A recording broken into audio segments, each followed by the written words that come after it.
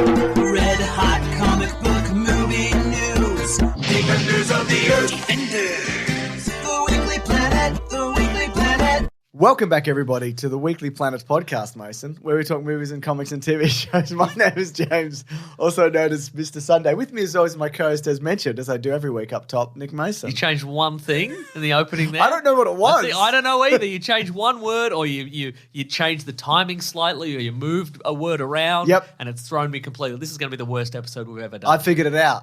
Yes. We're both facing the opposite walls. We're not looking at each other. That's what it is. That's what's different. It's the important cue of looking at another person's face as you speak to them. Exactly, You know? Mason.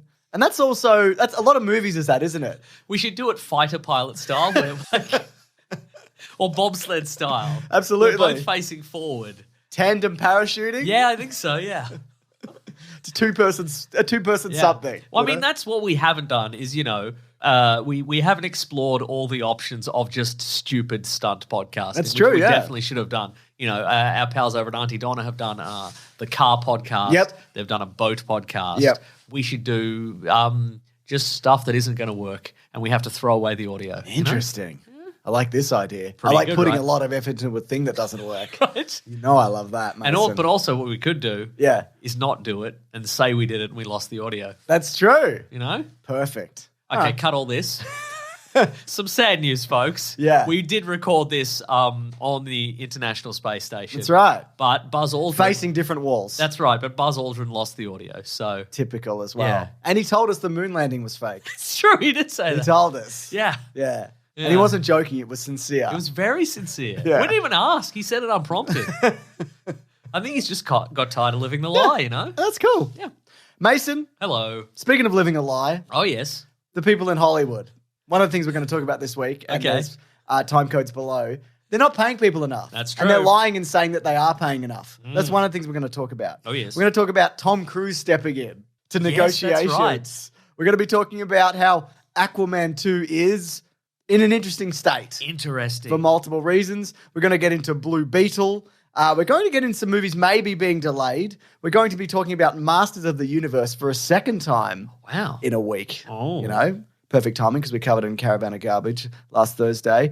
We're going to also do new trailers, including the Marvels and Invincible Season 2, plus some Comic-Con stuff happened, didn't it? It was Comic-Con. It certainly was. But Comic-Con sans celebrities and actors It and seemed movies. It seemed nice. It seemed not. There would seem to be a lot of room in a lot of those auditoriums if Yeah. you wanted to stretch your legs or put some food next to you or your bag or something on the Yeah. seat next to you. Or, Saw some announcements for some comics and stuff I wouldn't normally see, and I went, "Oh yeah." I don't remember any of them, but I'm No, like, that's "Oh right. yeah." They were largely unmemorable, but just the idea that it was presented to me. That's where it started. Pretty though. incredible, yeah. Well, yeah, isn't it amazing to have a Comic-Con that's largely about comics? Fascinating.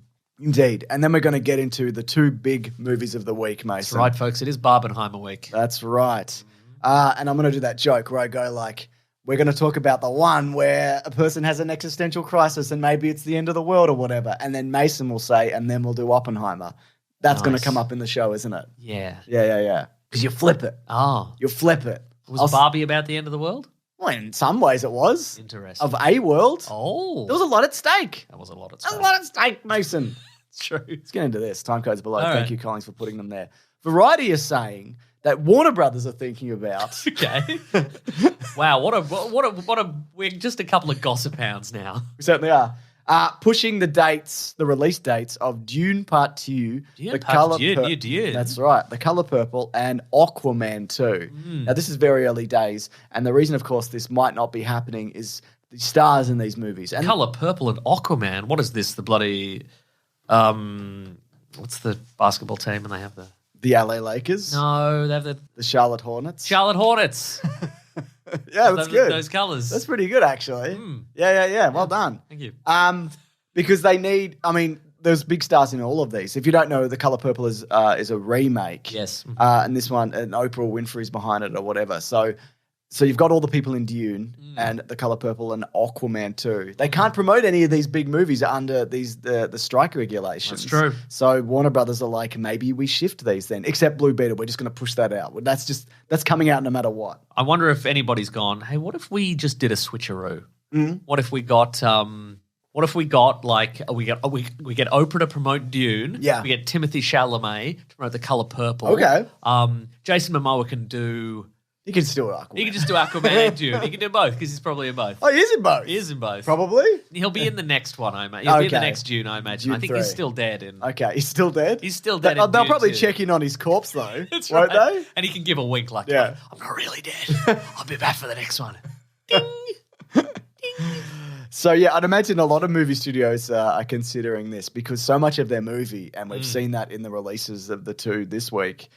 I mean, how much of this movie was just driven by promotion That's true. and fun little things? Oh, that's what I learned this week. Eric Banner is delaying The Dry Part 2. 2, yeah. Because he said apparently the success It's of too the wet. It's very wet. We got to wait for it to dry. We put it on the line. We put the reels on the line. But we had three cloudy days in a row. My wife said put it in the washing in the dryer, but I think it'll shrink. Can't do that. Everybody have to watch it on their phones. Can't do that. Yeah, Can't do but it. Apparently the success of the last one was largely down to just good word of mouth, and he did a lot of interviews and a good movie, that sort of stuff. yeah. So he's like, well, if we can't do a big promotional push, we'll wait. So. Yep. It's interesting as well. I didn't know he had the power to be like, we're Yeah, he's a postponing big time this. producer There on you that. go. Well, it's Claire. Actually, I can't remember the name of the author. I've read that book. I've read both of those. Well, a few of her books.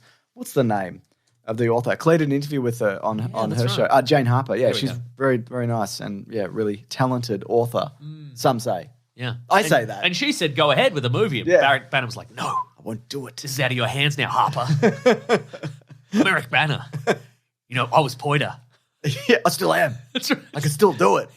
Don't make me bring out Pointer. So that's fun. Look forward Yeah. to what's going on there. And here's a word from Big Netflix. Oh, yeah. Their co-CEO, Ted Sarandos, Okay. came out and said, let me start by making something absolutely clear. I'm afraid. I'm afraid of what's going to happen. There's a real Emperor's New Clothes situation going on here. Yeah. Our investors are going to realize we're just throwing their money into a toilet. And by Emperor's New Clothes, I mean, I've been literally nude since I started here. That's right. And because I'm so rich, nobody can say anything. This is what he said. This is the quote I'm reading. Wow. Didn't know you got into the quote, but we got into the quote. This strike is not an outcome that we wanted. So I also want to say, if I may, on a personal level, We would have preferred to just pay people no residuals and they'd shut up about it. That's what we would have preferred. I'm nude. I was raised in a union household. My dad was a member of the IBEW Local 640. He was a union electrician, and I remember he's local because that union was very much part of our lives when I was growing up. And I also remember on more than one occasion my dad being out on strike, and I remember that because it takes an enormous toll on your family financially and emotionally. It's interesting that you remember these things and experience them, and you're like, God, it's hard. Is there any more to that? Is there any more No, to that's that? pretty much it. It's Because like there's I empathize, Yeah, and yeah. my dad was in a union, and that's it. This is called the Anthony Albanese method. Yeah. For people who don't know, the Australian Prime Minister, that people are always asking him, hey, Albo, what are you going to do about really poor people? You're going to help out some really poor people? I grew up really poor. My mum was poor. Yeah. Anyway, moving on, and you're like, you're so poor. We were poor. And So that's I very- experienced being poor. Yeah, that's very relatable. But now I'm rich. Yeah. See you later, losers. That's pretty good, though, that he did that. It is good, isn't Yeah, it? Man, yeah, real yeah, man yeah. of the people. Agreed. So C. Robert Cargill, who you might know, well, he started it. The name sounds familiar. Well, he wrote. He was a film reviewer, Oh. but he wrote Doctor Strange. Like us. Yeah, like us. We also wrote Doctor Strange. Nice. The Black Phone. Have you seen The Black Phone? Not yet. It's a good horror movie. You should watch it. He said, for those of you not in the industry wondering how the talks are going, they aren't. The AMPTP isn't bad guys? isn't meeting with anybody. They aren't negotiating. They're quite literally waiting us out, hoping enough of us will starve or lose our housing. That's it. That's their negotiation tactic. So that's fun, isn't it? Well, don't worry, because Tom Cruise is here. Oh, I thought you were going to say don't worry because the Ice Cream So Good lady was moving to Hollywood That's right. to start her own reality show. or whatever. Yeah, exactly. Scab. Yeah. What's really weird about? I mean, honestly, you do your ice cream so good thing. That's incredible that you've made In that a way, work. we're doing our own Ice Cream So Good Completely thing. agree. Yeah. It's all content, man. That's right. Like, I get it. But then I saw a video of her being like, I'm going to Hollywood, and I'm like, wow, the ice cream so good thing is better than like just you in a video. That's mean, Mason, but she was being rude. Anyway, THR said that Tom Cruise joined a Zoom meeting in June. Oh, in Dune. In June. Back sorry. in Dune. Sorry, my brain. So this is pre-strike. Yeah. And he was looking for support for stunt performers and safeguards around AI, which makes sense also considering his big movie, you know? And I think what's really interesting about that is because in addition to lobbying studios and streamers on behalf of SAG-AFTRA, Cruz is said to have asked the union to consider allowing actors to promote films during a strike, given the fragile state of movie theaters. That's right. Because he, of course, had a movie upcoming and he needed to fly around the world and do a million press junkets. Yeah. So obviously this was like a thing of like, well, you know, it would be cool if actors could, like a big element of their job, maybe they could just keep doing it. Maybe not all actors, maybe just the king of actors. Me. If you wanted to name one. Yeah, if you wanted to name. If maybe all actors could nominate a representative, like maybe a guy's been in the industry for a while and he could represent all movies, you know? That's great. Yeah. He also said this is a reminder. The idea is that it's reminding his union that promotion matters to actors too. Right. I would say not doing that would remind people more of that. That's true. If you stop doing it Yeah, and then yeah. they're like, maybe we should delay all our movies because we need the people in them to promote them. I also think that a lot of actors, if given the choice between getting paid more to do a movie and then like residuals and having to fly around the world for 3 months and like eat weird foods and answer autocorrect questions or whatever, they'd probably just take the money. Answer questions in a hotel room and whatever. Uh-huh. Yeah, absolutely. Yeah, it's good to work with him. Yeah, no, there were some pranks on set. We went to one of those one time. Yeah, when we we interviewed Edgar Wright. We were probably there an hour in total. And even that, I'm like, this fucking sucks. Just sitting around like you know. There was so much sitting around. We got there, and then we had to wait in a lobby, and then they moved us up to like one level of the hotel, and then we waited, and then we had to move to a second level of the hotel and wait more. And he was very nice. It was lovely. Yeah, that wasn't the element of it, but I just imagine doing that for 3 months. I got the sense that he would have preferred to do more long-form interviews Yeah. where everybody got 15 minutes. Yeah. And it felt like, for me as well, like it felt like you're just sort of building a rapport with them and then you have to leave. Yeah. And it's like, well... We just got the game of Uno happening. Yeah, that's we right. We were well into it. And then and I was like, reverse, skip, Uno. What now, Edgar Wright? What now? And he was like, take these men away. And they did. Apparently, though, someone who was there said the Tom Cruise thing in the Zoom. It felt uncomfortable, says a source who was present. Okay. Love that. Yeah. So, you know. I mean, it's a good thing that he's talking about. Tom Cruise on a Zoom would be like, look at the Mona Lisa. His eyes would follow you no matter what. You'd move to the other side of your room and you'd be like, I don't understand. Exactly. I have my camera turned off. How is he doing this? So, yeah, the stunt performing thing and the safeguards around AI, absolutely. I completely agree with that. But I think clearly that was just like, I've got a big movie coming out and can I please promote this movie? Now, apparently, A24 distribution. Yeah. If you've done an A24, if they're releasing through A24, you're allowed to because they just went, what do you want? Okay. Yeah. Like they just agreed there are a to number all of the terms. I had a list, but I ended up taking it out of like properties that are coming out, like independent productions and whatever. And you probably haven't heard of most of them. Yeah. That's not why I took them out, but maybe it is. Yeah. You know? There are some movies that are getting a waiver for some reason because they're independent or they're super low budget or something like that. So speaking of, now obviously people are asking James and Mason. Yes. You're big time scabs. Who are you guys? Yeah, and that's true. We know you're scabs. We don't know anything else about you. I mean, the show is pretty much going to continue as normal. This will probably come up every week, and if not every other week. Yeah. This is obviously something that we support, but we're not doing any promotion for anything. Based on the SAG-AFTRA rules that we have seen on Twitter.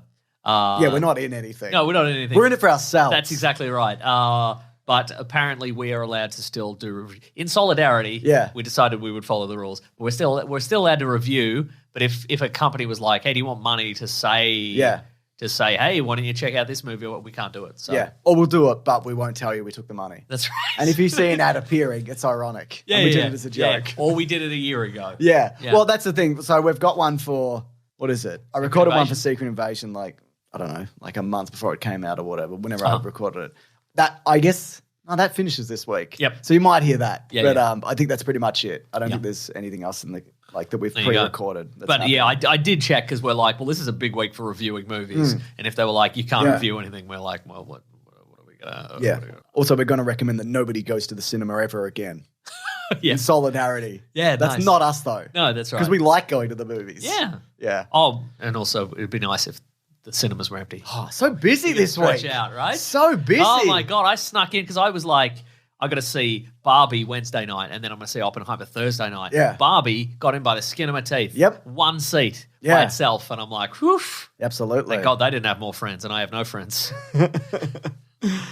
Aquaman 2 Oh, yes. is going in for its third round of reshoots. Oh, no. Yeah. So That's not necessarily a bad thing, but it might be. this time it seems to be. Yeah. So originally, spoiler alert for the thing that's not going to happen, it was going to feature Michael Keaton in a Nick Fury type role. That's right. Because we talked about this. The original idea was they needed a linchpin for the DC Yeah. EU before Gunn came in. That's right. with Peter Safran. A gun. A gun. That's the linchpin of the DC universe. That's right. Just a gun. Just a gun.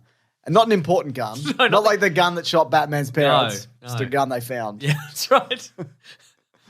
That's coal, they always say. That's right. Damn. So then they reshot, and we saw this because... Bang. Yeah, very good. Ben Affleck was put in. Yes. Because if you remember, the ending of The Flash originally was going to be Ben Affleck was stuck in the multiverse or whatever. Oh, was it? There was Okay. even a image of that surfaced online where he's like, Barry, you got to save me. I'm stuck in the multiverse or Okay, whatever. right. But Ben Affleck is gone. Yeah. So because now it's neither of those things. Yes. But they still need some changes. So this is via THR. After one round of test screenings, new Warner Brothers bosses Michael DeLuca and Pamela Abdy got involved as they were running point on DC until Warner Brothers Discovery CEO David Zaslav could find a permanent DC boss to replace Hamada. So this is before James Gunn. Okay, right. Sources say that in the fall, Abdi took a strong creative stance and got involved in the editing of one cut. However, when the vision tested, it scored lower than the previous version, and this led to another round of reshoots. No. Now, apparently the reshoots, the last one that happened, they went pretty well, and they completed 5 days of work in 4. Okay. So that's good. And they're saying that it's kind of a mess. Okay. I mean, this is early days. Things get fixed all the time. Yeah. You know, every movie has reshoots. This is that's very true. normal. And here's something from the article. They say, but the fact that Warner's is willing to keep spending money to make the film better shows the studio has faith in the Lost Kingdom.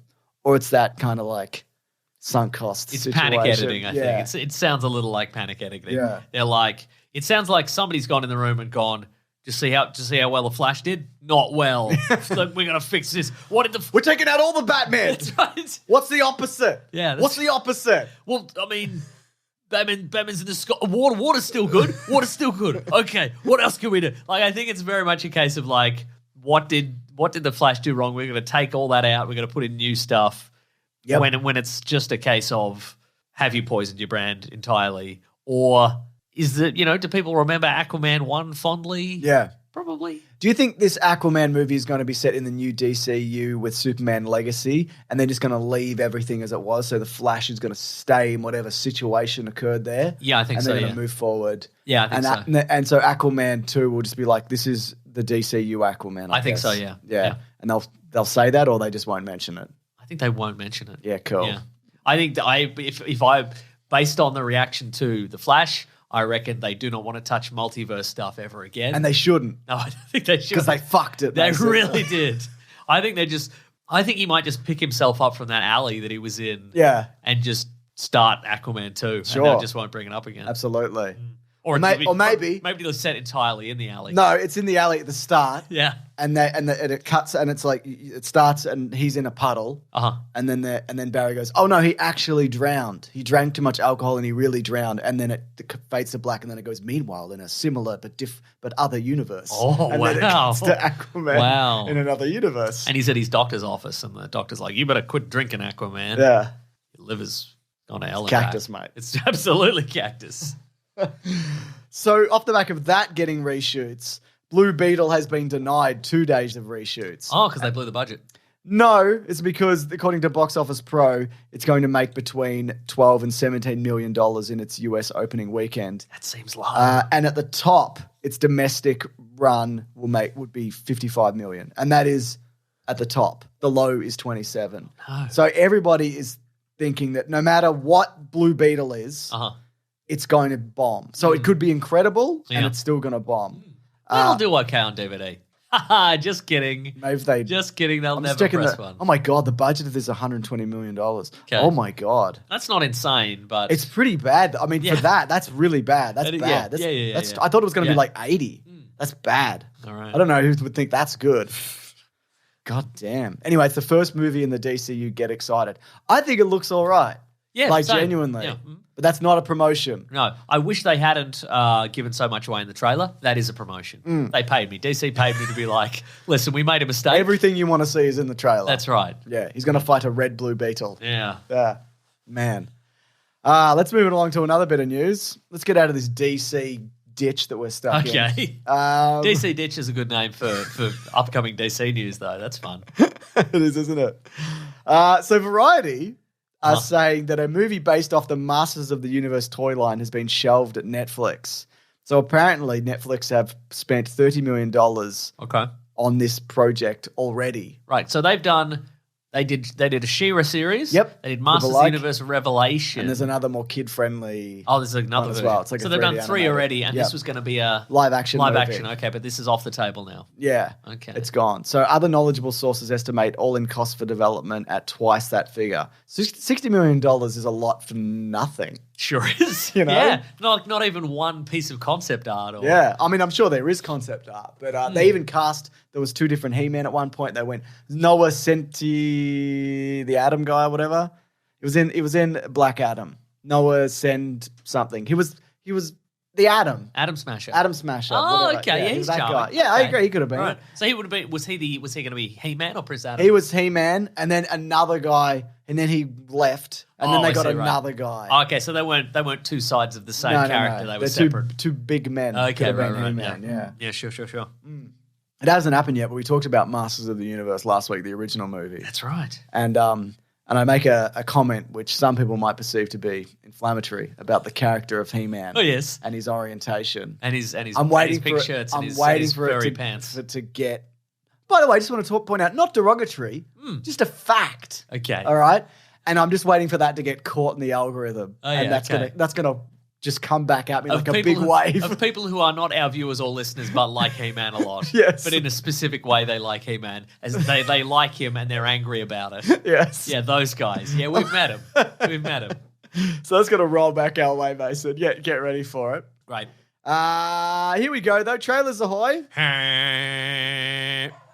Well, that dog's barking. It must be the boat that we bring in every week. Right? Yeah. We do a big stunt. We bring a big tugboat in every week. That's exactly right. And we make them deliver the trailers. That's right. One was for the Marvels. And it's just they show their phone to us with the trailers on it, and we go, oh, yeah, well, I'll look at that on my phone, actually. Yeah, thank you. Yeah. Oh, yeah, my algorithm's just given it to me. So. Yeah. So I actually already watched this one, but thank you anyway. Yeah. Yeah, I mean, you've been away at sea for like 3 weeks, so I've seen this already. But So thanks for nothing in a way? Yeah, it's really good. Yeah. So the Marvels... It's mostly the same kind of trailer. Yeah, it is. Yeah, I mean, I don't think it really tells us anything we already know. We don't already know, rather, except for the villain is there. Oh yeah, and it's the new Ronan. Yeah, the new accuser. Yeah, but not Ronan. Yes. Yeah, not Ronan. So yeah, could be fun. It actually does look fun. Yeah. Obviously, when things go too woke, they go broke, and we might be seeing that even this week, Mason. Oh my god. You know? What do you mean? No, it's because Barbie's doing really well. Okay, right. It's the opposite. Yeah, it is. It's almost as if that doesn't mean anything. It's almost as if that is a completely Sometimes movies just don't do well. Yeah. Sometimes people will say, oh, that movie didn't do well because it's woke. And then you can very easily point to another really obvious reason why it didn't do well. Yeah. You know? But that's the other thing. Yeah. Yeah. But there wasn't a good Terminator movie for 25 years and then they made the one that was pretty good. Yeah. I agree. Yeah. Terminator Genesis. Yeah. I mean, speaking of... What? Jason Clarke. Jason Clarke, yeah. He's going to be in. My God, what a cavalcade of mid to high actors. Oh, from anywhere. I know. The mayor from Buffy. Who's going to pop up? Oh my God. Who's going to pop up? Right? They said. Right. The safecracker from Zack Snyder's zombie that movie. Guy, He's in it for a minute. Right. Good Lord. We'll talk about it. Yeah. Also, there was a trailer for Invincible Season 2. That's right. And it finally has a date. Now, there's going to be 8 episodes, and they're breaking into 2 parts. Yeah. The first 4 are going to be on November 3rd, 2023, and then there's going to be one in November... and then the rest in 2024. That's right. But there's also... They surprise dropped an Invincible Atom Eve Origin episode. They did, which is on Amazon Prime right now. So I haven't watched it. Just watch it. Yeah. I won't watch it. Wow. I mean, I'll watch it, but I haven't watched it yet. Yeah, nice. Do you watch it? I haven't watched it yet, no. How long is it? Are you looking at it now? I'm looking at it right now. Let's find out by clicking it, which I have done, believe it or not. I'd get the boat to bring that in, actually. Oh, yeah. If you can't... Your video's playing using 4 mobile hours? data. I know. Oh, it's using your mobile data. Get out of here. I can't see how long. 55 minutes. Whoa! Ah. I wonder if a lot of them are that long. Yeah, maybe. Yeah, because only 8, so maybe it is. Well, what's a bloody bargain and it's free. Apparently they planned ahead, so I don't think we're going to get that big a gap between this and season 3. Yeah. Oh, also speaking of, Oh yeah, mate. the trailer, one of the trailers for Mortal Kombat 1 dropped. Oh. The combat pack. I was going to talk about that in another section, but we can do that now. Yeah, we can do that now because it's related. I just hate how this is like just meticulously planned. It's like when you go to a fancy restaurant and everything's in a particular, like the bear. It's like a fancy restaurant in that you've written on a table napkin with crayon.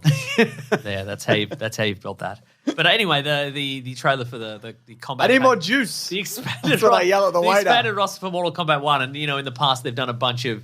They'll do it's always sort of vaguely themed, so it'll be like RoboCop and the Terminator and Rambo, etc. But this time around, it's just like jerks. Yeah. It's like superpowered jerks. So Jerk combat. So it's Omni-Man from Invincible. Yep. It's Peacemaker. That was a surprise. Yep. And it's Homelander from The Boys. Three So that's jerks. 3 jerks, right? Peacemaker's probably the least jerk. Yeah, in a way. Yeah, Out of those he's a three. reformed jerk in a lot of ways. Yeah. Wow, that's cool, man. It is cool. Yeah. Well, let's talk about that because Comic-Con happened. Oh, yes. Just a few announcements that we can talk about. One was the next 2 animated DC movies are Justice League Crisis on Infinite Earths. Mm-hmm. Does that mean they're going to bring together all the different super people that we've seen from different universes? Yeah, maybe. Or maybe we're going to do it. We told you to stay away from the multiverse, DC. What were you thinking, We DC? warned you. God damn. I wonder if it's going to be sort of a reward for everybody who's sort of seen all the Through the New modern-ish. 52 and all those ones, and there's War World ones, and there's kind of they've done I think a Gotham by Injustice. Gotham by Gaslight and all that sort of stuff. I wonder if it's going to There's be rude ones. Yeah, I think- Batman Ninja. exactly. also. Exactly. I think it might be a Crisis on Infinite Earths, but not an adaptation of the '80s one. No. but like Because that one's bad. no, I like it, but Yeah, but it's bad. Yeah, no, it is. but like a modern adaptation using all the newer stuff Yeah. that they've created. I think that could That work could be very good. well. Yeah, Or maybe just whatever. or maybe it's whatever. Now, another thing that they're... Whatever they can get the rights for, and whoever's available to do the voices. I love that. How about this then? What about a Watchmen animated movie? Wow. I mean, do we need that considering we had the Watchmen motion comic where that one guy did all the voices, including all the girl voices? That was good, Yeah. wasn't it? Now, interesting because they've done the pirate stuff already. They animated That's true, it. They're yeah. going to just slot that in, or they're going to redo it or not do it at They're all. going to redo the whole thing, I reckon. Yeah, okay. Yeah. How do you feel about that? How does Alan Moore feel about that? I don't know, but I really hope a bunch of people interview him and are like, what do you think about this? And he's like, what do you think I think about this? Come on. Yeah, man. Yeah. I love that. It's great. You know, it was a big time for Comic-Con this year. Yes. People who make those big suits where they look really big in them, they put on stilts, Oh, yeah, and yeah. they're quite like light and hollow. Yeah. I saw a really good. There's a couple. I saw an Apocalypse. Oh, yeah. I saw a Rhino from the new Spider-Man game. Nice, yeah. Yeah, looking good, man. Yeah, you often see like a Warhammer 40,000 Space Yeah. Marine guy. There's a it's good because the tiny head. You can have a tiny head. that's on right. that. Yeah. I think they're fun, yeah. So, mention that Mortal Kombat 1. Oh, how do you feel about Watchmen animated? I don't think I even need to see that. I've seen Yeah. it multiple times. I've read it multiple times. I've seen different versions of it. I guess I would like to see the Dave Gibbons art translated to animation like properly, as opposed to The Killing Joke, which was about just the Killing like Joke. blah. which will be part of Crisis on Infinite Earths. Oh my god! But as opposed to the motion comic where it was just yeah, animation in the loosest possible sense. So I guess I would like to see that animated. Yeah. But I don't need to see. I guess I would maybe just a short film as opposed to. a long film. I don't need it. I don't need a whole series really. I don't know if it is a series. Oh, maybe it's a movie. It's a movie. Oh. Yeah. Anyway, we talked about Mortal Kombat 1. That would have slotted in there beautifully. Well, now there's a big gaping hole. Agreed. Real awkward transition from whatever we're talking about now to whatever we're talking about next. Harley Quinn season 4 trailer. God, what a horrible handbrake turn you've just done there. That was I awful. didn't even watch this one because I haven't finished season 3. Yeah, right. So I think what is notable about this one, and it looks delightful, as you might imagine, bit of fun, lot of swearing and rudeness. But my favorite part about the trailer was one of the new villains in this season is Snowflame, who is a DC villain famous who gets for getting his powers from doing a lot of cocaine. sick. Yeah, so that's cool. What kind of powers? I don't know, like super strength or whatever. Unearned confidence, Unearned confidence. That's right. Telling you about his startup. but really close to your ear. I've got an idea for an app. God, dude. And lastly, we got to look at there was so much stuff, but Spider-Man 2 footage on the PlayStation 5. Oh, right, okay. The story trailer, yes. Yeah. We got that. The debut of Harry Osborn? Yes. Yeah, right. And he goes, well, I'm back. Yeah, that's right. I hope I don't get turned into Venom or He's whatever. my best friend I've never mentioned. Yeah. Here he is. No, they mentioned him in the previous game. They mentioned him quite a bit, and they talk about how he went to Europe and he's sick, but he's not really sick because, spoiler alert for the end of that game, there's a reveal. I'm not going to spoil it. Oh. Mason? Yes. Should we move on to the next segment of the show, the movie reviews? Oh, my God. Folks, it's time for movie reviews. Whoa. So we might kick things off with Oppenheimer. Oh, yes. And then we'll go to a different movie afterwards. Okay, after our spate of crushing depression, That's right. then Oppenheimer. Yeah. We're in the depression Yeah, right now. yeah, yeah, We're yeah. in the depression now before we talk about the movie. Then Oppenheimer. Yeah. And then maybe a little bit more depression after that. Yeah, that's right. Yeah, Just yeah. a bookend. Oh, sure, absolutely. Yeah. So here we go, Mason. On a budget of $100 million. Money well spent, I feel. Well, Christopher Nolan has talked about how, like, if there's any CGI in this, I will throw you off a bridge. That's right. Yeah.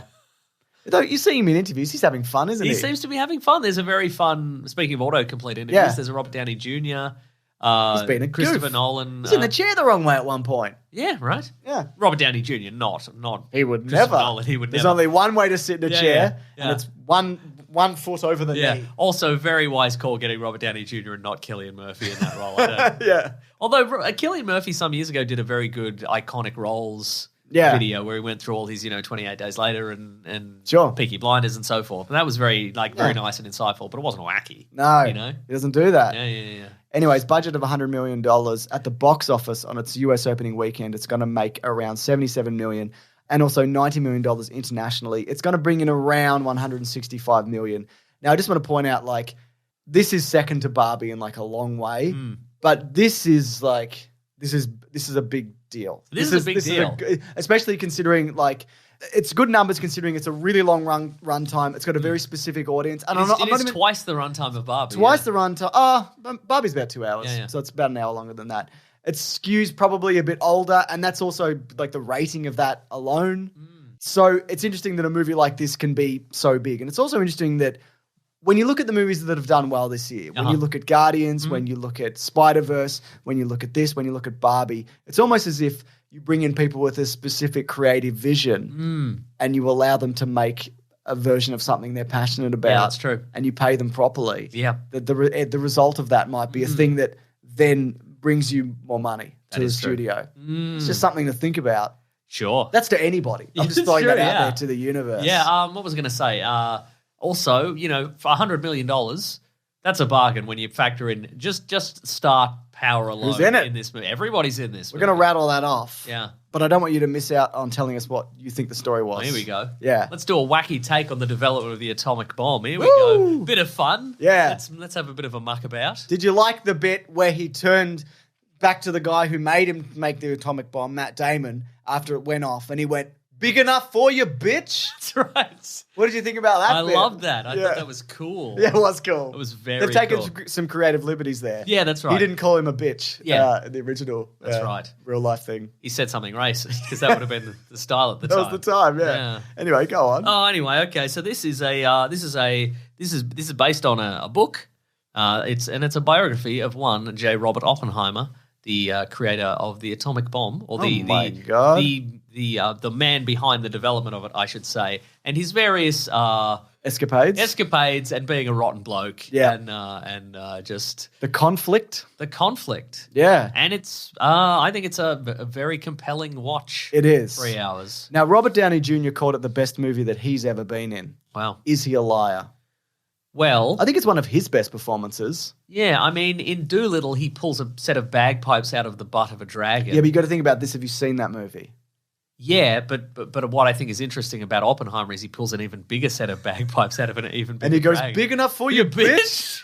But he doesn't say bitch. That's right. He says something racist, Mason. Yeah, that's right. Now, what's interesting about this movie is I also found it, like, super compelling, and I've seen a criticism of this, and also I think this can also be taken as a credit to the construction of this, and the way that Christopher Nolan has put together this story is that a lot of this is just men sitting in rooms just asking each other questions. There is It's just that. Nothing happens in this. Like, I mean, I say nothing happens in this movie. Two cities are reduced to rubble by atomic bombs. Yes. But you never see that. No. And there is no action in this movie. There's not even a scene where two scientists get up to scuffle over disagreements over science, and Oppenheimer's like, "Gentlemen, stop! There's no time for scuffling. It's time to do a big science." I bet Hitler's scientists probably aren't doing a big scuffle. I reckon they would be. Gentlemen. I reckon they would be. He wouldn't say gentlemen though. No, he would say bitch. Yeah, that's right. Yeah. So no, I found this. I really enjoyed this. I mean, when it ended and I left, I was like, oh, I feel bad. Right. But not in a way that like, wow, what a terrible movie. But in like, wow, that made me think about a lot of things, and I will continue to think about that probably for a long time afterwards. Yeah. Just it really does stick with you. And I just think, isn't it nice when movies are just about things, you know? Yeah. You know? The movie that I would liken this most to that I've seen recently is Tar, which is the Todd Field movie starring Cate Blanchett, where she plays just a rotten person. Like, she's not the worst person in the world, but she is certainly not good by any stretch of the imagination. And she's stuck in that tar pit. That would make anybody cranky. Right. I'm trying to wave the baton? Yeah, wave the baton. I'm trying to conduct a symphony here. But it's just about a very complicated individual and some choices that he made. And, you know, I mean, some experts would certainly need to weigh in, but I get the impression that the portrayal of Oppenheimer in this is for the most part quite accurate. Yeah. But it's the Christopher Nolan, the method of creating this movie means that some aspects of his life are very heavily emphasized and some aren't. So this movie, like some other Christopher, we were wondering, but before this movie came out, what is the Chris Nolan-ness of this movie going to be? Yeah. What element of time bending or does Bane show up? Exactly. Yeah. You know, and he does. Yeah, he does. Yeah, that's right. He's Mexican, and it's set in Los Alamos. Exactly. So, it's a prequel to The Dark Knight Rises. That's exactly right. But the way they do that is this movie is set in at least a couple of distinct time periods. It's set in the years leading up to World War II, World War II, and the immediate aftermath. Yep. And then it's probably broken three ways. Yeah, that's fairly even. But then there's another element to it. And then there's a time period like a decade-ish later where his and it's set in the 50s during kind of the time of the House Un-American Activities Commission. Yeah, and I didn't know any of that was going to be in this. By the way, no, neither did I. I had no idea about the structure of this. At this point, Oppenheimer's security clearance with the American government is is under review. Yeah, and in addition, another person related to him is eyeing a sort of very important position within the government, and they're being questioned. Yeah, and in relation to him. And so there's that whole segment. But also, some of the movie is in color and some of it is in black and white. And I got an inkling during the movie. I'm like, okay, and this is like Memento. Yeah. I'm like, okay, what I think is happening is that the stuff in black and white is what is either a matter of public record or what is generally considered to be considered like by most people as to what actually happened, whereas the stuff in color is from Oppenheimer's perspective. That's what I thought it was initially, until the black and white part. It's revealed at the end that it's, I guess this is a spoiler, so I won't say exactly what it is, but it is from a very specific person's perspective. I that's how I interpret it anyway. Yeah. I really, because I've found that like, which is all to say that when my point earlier was that, you know, there are elements to this where you might question, okay, well, why didn't we see this? Yeah. Or this sort of sprang up out of nowhere, or we never consider this particular group of people, or we never consider, you know, what these actions had on other certain people. Yeah. And the answer is because these are from Oppenheimer's perspective, and he just didn't think about it. No, exactly. Yeah. Or he starts to think about it after the thing happens. Yeah, right. You know, but by then it's kind of he's in a different point in his life, and I think it's a really interesting perspective, and because I think it's more effective the way that they keep it like mostly centered around him. So when you hear about the bombs going off in Japan, you see there is not a Japanese person in this movie. Like that perspective is not looked at all. And I think that works very well from like, you know, because he gets to distance himself from that, and so do the people associated with the bomb for a time. Yes. Until they start to think about like, what does this mean in relation to what we have done here, and what does that mean for the world going forward? For so much of it, it is sort of abstract. It's we're firing this stuff up in the particle accelerator and we're creating the plutonium and blah, blah, blah. And then, you know, they would in that time, they just heard about it on the radio or in the paper. And then you see all these people react. Some people are immediately struck with what they've done, and some people are, you know, they just are like, well, it's just numbers. It's just numbers. And some people are just over the moon. Yeah. I thought it was really interesting, and I didn't think it was ever going to go this way, where they didn't make him like an ADHD, like autistic, like fast talking genius who like a beautiful mind. Yeah, beautiful mind. He doesn't understand social cues, and I never thought it was going to go that way. But it was nice to see a man like portrayed in this way. A womanizer. It was nice to see that, that's James. what I mean. Like he's a dog. Yeah. And like he's conflicted and he's complicated and he does have his good qualities, you know, but he's also wrong a lot about the area that he's in. So he's overseeing. He pronounces it nuclear, for example. Like he's overseeing the building of the bomb. Yeah. But there are multiple times in this movie where he has a hypothesis or an idea, like he throws down an idea and he's wrong. And he'll take the idea of somebody else. So he's not it very clearly goes out of its way to show that he is the developer of this, but it's not a singular mind behind this. And I think it very easily could have been like, this is the guy who did it, like on its own. But it is like, it's literally decades of him meeting people and interacting with people and experimenting and working in conjunction with others that made this thing happen. On his wife. And cheating on his wife multiple times that kind of got them to this point. And I thought that was really interesting where they're kind of barreling towards this inevitability because you know what happens in real life. It's what happened in real life? A terrible, you know, whatever. And you know what becomes of the world afterwards. Yeah.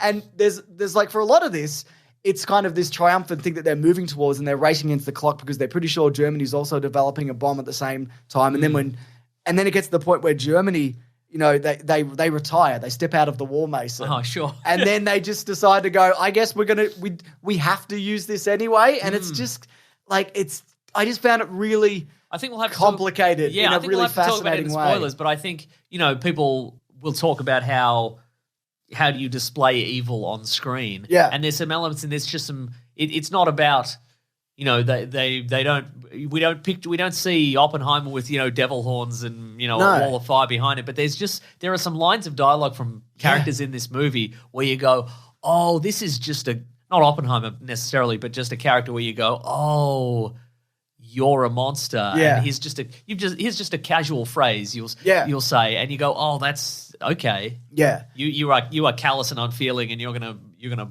blow a city up. Yeah. Do you want to talk about the actual explosion in itself? Because I thought that was going to be like one of the most compelling elements of this movie. But for me, and look, to be fair, I didn't see this on IMAX. But I don't know. The way they've hidden how they've done this, right? Yes, They've done it practically, and they've cut together a lot of different elements of the explosion. And we don't know the specifics, but basically they've taken like IMAX footage of a miniaturized like event happening and cut it together with larger explosions and we don't really know, and different kind of things happening and weaving that in with like reaction times, people reacting to the nuclear test. Right. Okay. And sitting in the cinemas, it kind of disorientated me because I'm like, I'm not sure what exactly I'm looking at, how big this is supposed to be. But what I thought was interesting is that's supposed to be intentional. You're supposed to be confused by the scale of what you're looking at. Yeah, right. As I guess if you saw that for the first time, you don't know what's going to happen. You don't know what is happening. Right. Oh, you're right. Okay. Yeah. I mean, I don't think anything about this movie was done accidentally. No, like exactly. Any choice in this, whether something was included or excluded or whatever, it's like, well, Nolan, he did that on purpose. And I think there's some interviews where Nolan was like, this is gonna. It's implied that like the explosion is gonna like you're gonna feel it. Yeah. And I think he just lied about that. I think that was maybe like a get bumps in seats situation. Yeah. I definitely went out of this, you know, with a lot of thoughts. But I wasn't thinking about that. No, that's right. I mean, the moment that I felt was most affecting was I think probably post that, where Oppenheimer is in a room with I think it's the people who work with him, the yeah. Los Alamos team, Yeah. and everybody's cheering and everybody's stamping their feet, Yeah. and everything's like that. That was way more because it's like everybody's like rapturous with victory, and they've done this, and he looks like he's going to die. He looks like he's going to die, and you just see him sort of just looking around, and it feels like a man having a panic attack. Yeah. You know? I thought that was really interesting because as opposed to seeing like the gore, and I know there's been some clips that goes around that gone around this week, and there's a particular animation, I can't remember the name of it, but you've probably seen the clip. It's an anime, and you see the nuclear blast, and it's just like eviscerating people and children, their eyeballs like melting out of their sockets, and there's none of that in this. I thought you were talking about that end of the world Flash animation. Remember from like the early 2000s? Sure, yes, it's very similar to Fire that. the missiles, but I am tired. You know that one? Yeah, that haven't happened in the fight Yeah, missiles. yeah, Yes, I remember that. Yeah. But it's like the horror of it is like moments like that. And there's like split seconds where he's looking at a woman and it looks like her skin is kind of shedding off her face or whatever. But that's really the extent of it. It's just like light and noise and you're disorientated and he looks like he's going to vomit. And that's the the horrendous element of it. And I think that was very effective. Yes. I found, Yeah. You know, I thought was interesting. What's that? There's some pretty humorous lines in this. Yes. Often just very dark though. At the same time. Just like an absolute, like it's almost like this farcical kind of like indifference. Yeah. At I mean, times. Nolan doesn't get enough credit for being funny. Pretty funny, He's yeah. funny. I mean, there's, if you think back on almost any of his movies, there are just some dry, funny lines. Yeah. You know? Michael Caine. Yeah. Sure. You know? There's a bit in the trailer where Matt Damon's like, this is the most important thing to happen in the history of the world. I remember seeing that being like, settle down, calm down. But within the movie, that's a funny scene because there's a scientist and he's like, oh, I don't know, why should I help build the bomb? And he's like, I don't fucking know. Maybe it's the most important thing that will ever happen. Yeah. Maybe. And it's kind of played like, like he's just giving this guy an absolute fucking... Just getting into it. Yeah. And it's quite funny. Should we talk about the cast? I mean, Cillian Murphy's amazing in this. He's just to portray so this character good. over a number of decades with Yeah. like minimal changes to hair and makeup. Yeah. But just and running the gamut of kind of big suits, Oh, big high-waisted pants. That's right. Ooh, skinny waist. I was like, that's how my grandpa dressed. Right? Till the day he died. But just like, he runs the gamut from like, just kind of earnest and just a young buck who thinks he's, just eaten a bit. It's interesting because at the start, like he's having these visions of like things he can't quite understand, and he's contemplating the universe, and it's when he starts, he's clearly like falling apart, and then when he starts talking to people about mathematics and physics and all these kinds of things, what kind of gets his mind, because he's clearly this brilliant mind, a beautiful mind, if you will. Oh, absolutely. And you see him kind of come into himself from working like through the work that he does, but then how that then unravels him on the other end. Yeah, right. Yeah. Anyway, sorry, go on. Oh, I don't know. Just that's the performance because it's almost all from his perspective. Yeah. He's in almost every scene. Yeah. And just Oscar nom-noms, would you say? Oh, love it. Give him an Oscar nom-nom. Why wouldn't you? Yeah. But I mean, he's got a lot of competition in this movie because there's just so many great. Robert Downey Jr. is great in this. He's very good. He's remembered how to act. He certainly has. Well, he talk about how like I did Iron Man for 14 years or whatever. Yeah, it was. that's right. He's like, I didn't know if I could actually do this. Yeah. I saw an interview with him, and maybe it's the same one that you saw, where he's talking about like the character that he is in Iron Man is very fast talking and whatever, and he's he's very kind of upfront about who he is. But the guy that he plays in this, his charisma is only really used for political gain. And when he's behind closed doors, he's just like you see him like switch it off. Yeah, right. Yeah. Florence Pugh is great. Alden Ehrenreich. Alden Ehrenreich's really good. Almost all of his scenes are with Robert Downey Jr. And he's sort of Oh my God, it's Iron Man and Han Solo. Oh my That's what I kept saying. That's right. What's Han Solo going to say to what Iron Man just said? You said. But yeah, like he's toe-to-toe with Robert Downey Jr. He was good in Cocaine Bear. He was good in Cocaine Bear. And he's good in Hail Caesar. Yep. And he's even good in Solo. He's good in Solo. But, it's just good. It's just good to see that Nolan or his casting director was like, let's give this young man another shot. Yeah. This young 40-ish-year-old man. I don't know how old he is. Because he was great in this. I think that was really good. Emily Blunt, Jack Quaid's in this. That's right. Matt Damon, obviously. Rami Malek, David Dashmalchian, who's... Yeah. How many incredible movies has that guy been in? All of them. Yeah. I mean, a lot of Nolan stuff. Well, I was but- going to say he's also a Nolan alum. Yeah. Dane DeHaan, Josh Hartnett's really good in this. Yeah, that's right. Great hair. So, and then, again, another guy who, like, you know, he was a young up-and-coming star and he did a bunch of stuff and then he sort of dropped off the radar a bit. Well, it's interesting because and I saw an interview with Christopher Nolan recently, but I remember reading like 10 plus years ago that Josh Hartnett said that he was asked to be Batman. Christopher Nolan's Batman. And he turned it down because he's like, I don't know if I want to do this. And he was more interested in the prestige. But what he said he realized at the time was what Christopher Nolan was like kind of saying to him was like, if you do this Batman thing, then this is, you know, like because Christopher Nolan worked with Bale like multiple times. That's true, yeah. You know, I mean 4 times probably. Is that right? Yeah, the 3 Batman and the Prestige. Where like, you know, come with me on this journey and we'll kind of do this together. And Josh Hartnett, you know, kind of regretted from that perspective because he really wanted to work with Christopher Nolan. And now he has. Gary Oldman's in this. Benny Safdie's in it. Yeah. You know? Just what's his name? Matthias, what's his name? Schwefhofer. Who's that? He's the German physicist you meet at the start. Oh, yeah, he's in Zack Snyder's Army of the that's Dead. right. He's a director as well. He's the same guy. David Krumholtz is in this, unrecognizable. Krumholtz is in it. So this is the third 10 Things I Hate About You alumni that Christopher Nolan has stolen for his movies. Heath Ledger. And someone else. JGL. Joseph Gordon-Levitt. Yeah, exactly. That's right. You know, so who's next? Is it Julia Stiles? It might be. Yeah. You know what the funniest part of this movie to me was? What's that? After the bomb went off. Yes. And there's complete silence as this kind of thing is unfolding, and then you get the noise and the audience like that I'm sitting in. I feel like this movie, we're probably going to say best movie ever or worst movie ever, and then do some spoilers. Yes. But I feel like this isn't a movie you can spoil. Really. For me, I think there were some things in this historically which I didn't know. Yeah. So I'm glad I didn't know. Like I knew who he was. I knew what he did. But beyond that, I didn't know. Like I didn't know about the trials. I didn't know about like his past and his relation to other political parties, which I thought was handled really interestingly in this. Like the kind. It's a very. I mean, aside from just the fact that they bring like a nuclear holocaust into the world. Yes, sure.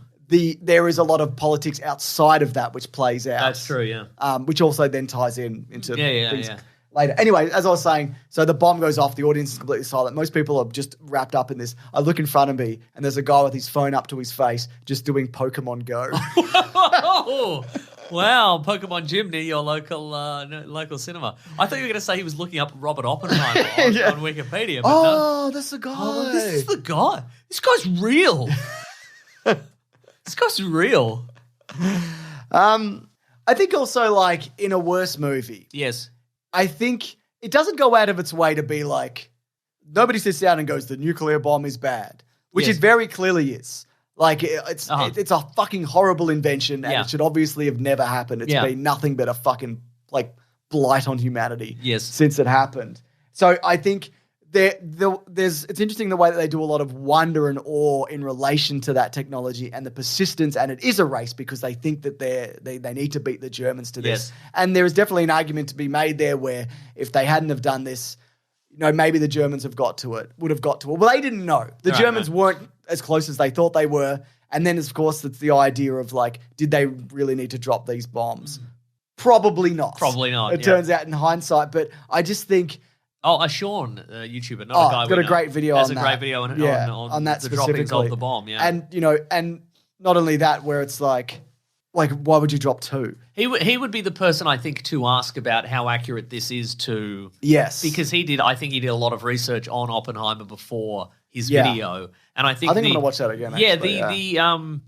I think, it does... This movie does, I think, a pretty good job. If you assume this is from the perspective of Oppenheimer, this does a good job, I think, of exploring his thought process in terms of whether he thought various things were important, or you know why he did certain things. Like, so there's an element to this where he is pretty much all for it, and then it's only in the aftermath that he changes his mind about and gets kind of weepy about it, if you will. Let's talk about that. Let's get into spoilers. Okay, I'm going to say best movie ever. I mean, again, I wouldn't say enjoy is the right word. That's true, yeah. But I thought this was just a terrifically made movie. I think if there's an element I didn't like, I thought maybe the Florence Pugh, like the way that was kind of framed and set up was a bit kind of like That's probably the lecherous. first. That's probably the first thing I'm going to talk about in spoilers. Yeah, okay. But yeah, I mean, this movie isn't going to win MTV Movie Awards Best Kiss No. or Best Punch or whatever. No. Best, but it's There's barely a kiss or a punch in that's this. exactly right. Yeah. Yeah. Go on. Do you want to say? Well, we're in spoilers right now. yeah. It's time for big time spoilers. Hello. This movie in Australia was rated MA 15 plus for sex scenes and suicide. Yeah. If you take Florence Pugh's character out, doesn't have any of those things No. because she's in both of those. Also, she might have been murdered. Oh, I didn't know Isn't there a that. frame where you see like a hand like holding her in the tub? Oh, I didn't know that. Because I think there is. I looked into it briefly, and there is some discussion about Oh, right. because she's a communist or perceived Oh, to be right, a, okay, a sure, degenerate sure. or whatever. Okay, right. And so and because she was close to Oppenheimer, like there's a character in this played by Casey Affleck. Oh, there's my second spoiler. Yeah, I mean, just if you want to, a spooky performance. just a man of just a threatening menace. Andy's in this movie. That's right, yeah. Just that was the shocker. Yeah. I heard the voice and I'm like, is Ben Affleck in this? Yeah. And then it turned around and I'm like, ah. But boy, That's not Batman. Yeah. He's only in one scene and it is Yeah. very affecting. Yeah, well, there's a few people like Not a that. great bloke by all No, accounts, not a but- great bloke but, by any but standard. boy, if you want to put a guy in a movie to just to be really intense and threatening. Yeah, absolutely. Well, that yeah. certainly works. And you see him just run rings around Oppenheimer, who's like this genius. Mm. I mean, I think is also what I think is interesting about this particular kind of geniuses and how most geniuses are. They're not geniuses in all scenarios. Like this guy is really good at being the worst and intimidating. Yeah. And so you're not ready for that, are you? No, that's true. Yeah. Yeah, not everybody can be Tony Stark. Nobody they? can be Tony or Stark. Elon Musk. Anyway, I loved the reveal because I didn't know this, that Lewis Strauss, played by Robert Downey Jr., like he'd orchestrated the whole kind of the backlash against Oppenheimer and the investigation and looking into his communist like leanings and how it wasn't this big trial open to the public where he would have garnered public support. They just did it in a little room. Yeah, they and did it in a broom they just closet or rinsed something. him for Yeah, days on end. Well, I was going to say as well, like what I think is interesting is when you think about it, the central plot of the last third of the movie, the stakes are really small in a way. Because it's just about whether Oppenheimer can get his security clearance, and if he can't get it, that's embarrassing to him. Yeah. And which, it leads to the idea of like, well, that's in his mind, this is important to him. Well, I think it's important from the sense that it's interesting because Oppenheimer apparently never came out and was remorseful for what happened here, but every action that he took after the bomb yes.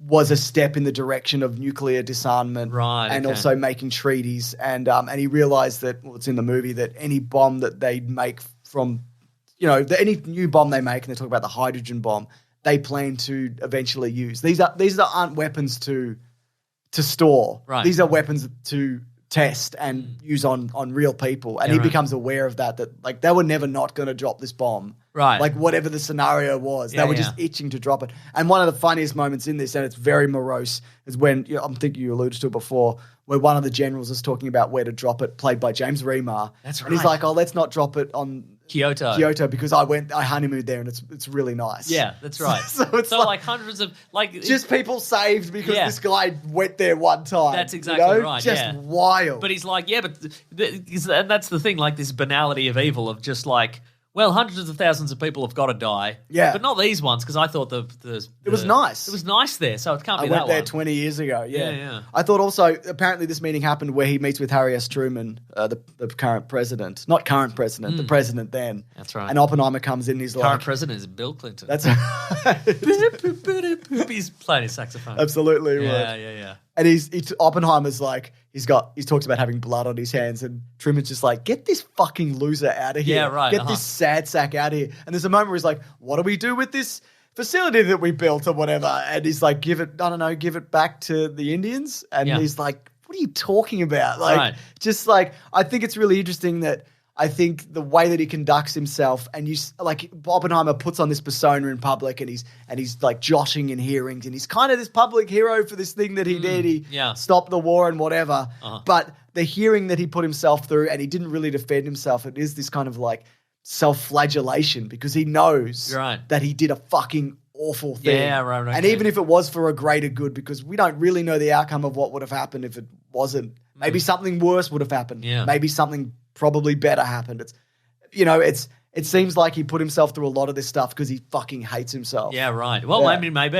And I was also going to say, like, I think one of the criticisms of this movie I saw was that when they built Los Alamos, the testing facility and the development facility, they displaced like a bunch of Mexican people who lived there and what have you, and that's not in the movie at all. Yeah. But I think, again, that's because if you're watching this from the perspective of Oppenheimer, he didn't think about it. Yeah, he's like, oh, yeah, I know this place. It's nice. Yeah, right, exactly. Maybe we can just build it here, this place that I like. Yeah. And now it's like a permanent like army facility or Yeah. whatever. So Einstein's in this as well. That's right. There's a nice little... Does it take you out of the movie? Because it's Einstein? A little bit. Yeah, initially I got it does, used I to think, it. yeah. Yeah. So there's this kind of overarching mystery. Where Right. you see Oppenheimer talk to Einstein. And then talk to Strauss, Then talk Robert to Downey Strauss. Jr.'s character. And Strauss is adamant that Einstein doesn't like him because of something Oppenheimer said. And he said it by the lake on this particular day. Yeah. Where he was basically lining up Oppenheimer to just get him publicly eviscerated. Yeah. And then at the very end, it's just revealed that the conversation they have, they're not even thinking about Strauss. Like Strauss is so wrapped up in his own political ambitions that it's not about you, man. That's right. I think it's a credit to this movie that it has a compelling narrative and it has kind of that mystery to it, that layers and the reveals, given that life often isn't like that, and there often isn't. You get to the end and you go, oh, that thing that I was always thinking about it, the reveal is here and now it's very satisfying kind of thing. But just a very ominous reveal, I guess if we could talk about it. Whereas, there was a threat. There was a small chance that if they set off a bomb, it would ignite the atmosphere and everybody would die. And so it doesn't happen. Yeah, so that was Which is good. because again they were working in completely uncharted territory, and a nuclear explosion is based on atoms reacting to one another. One atom being one link in a chain reaction. That's exactly right. Yeah, whoever wrote that song, John Farnham. There we go. Love that guy. And the fear, there was a small chance that reaction would never stop once it was started, and the atmosphere would ignite, and we would all die. Yeah, but it didn't. Yeah, and we're all right.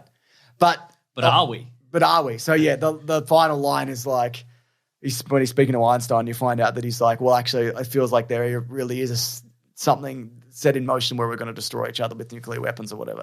And then you see the world like you see what might be a bunch of missiles approximation launching, and the world being consumed by fire. Yeah, and then it ends. Yeah, and I was like, oh no, I hope there's a post credits. Exactly right. Yeah. But just really ominous. Come join the Avengers. Wait, are you Strauss? No, I'm Iron Man. Whoa. I've switched my acting off. That's how you can tell I'm Iron Man. He's also a very good Iron Man. He is, that's true. That's very true. Yeah, like the idea that... God. I mean, I don't like this idea, but I think it is compelling, There's a small chance that the world ended when we're all in hell right now, Oh, wow. Just a small chance. I didn't think that's what they were talking about. I thought that's exactly what I they were thought talking he was about. saying it's going to be an inevitability. Oh, where right. like this will happen. No, I thought it was they were all in hell. Oh, I don't know. You kid. I thought it was like the chain reaction of bringing nuclear weapons into the world. Yeah, no, you're absolutely right. Yeah. Or the hell thing. Yeah. Do you want some reviews here from some people who've written in? Yes, I would. Also, just one thought I had was right at the start of the movie, and I think it sets a real tone. He's just about to murder one of his professors. Yeah, he's just poisoned that dude's apple. Nearly killed Kenneth Branagh. That's right. Of all people. My goodness. Yeah. That guy can do it all. He can be a bad billionaire in Tenet. Yep. He'd be a nice fella. He could be a guy in Dunkirk. That's right. He was a real guy also. I should watch Dunkirk again. Yeah. I think I was really tired when I watched it. Okay. All right, this is from Nate, who says, just saw Oppenheimer in IMAX, and now I am become deaf. Oh, because it would have been very loud. Very loud.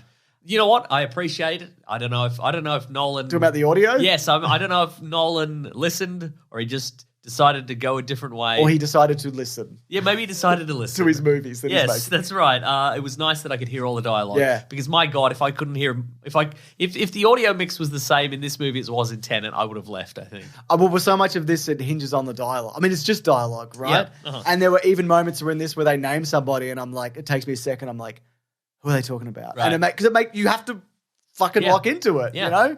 But I think to this film's credit, it's structured so bizarrely. But I think him doing that 4 years and maybe not getting it right every time. I know for a lot of people, including me, I didn't love Tenet. It was confusing to the point where no, I understand this all works, but I don't care to follow any of this. Right, okay. I don't care if they're running backwards down a mountain while a building explodes upwards or whatever. I don't care. That's my jam, James.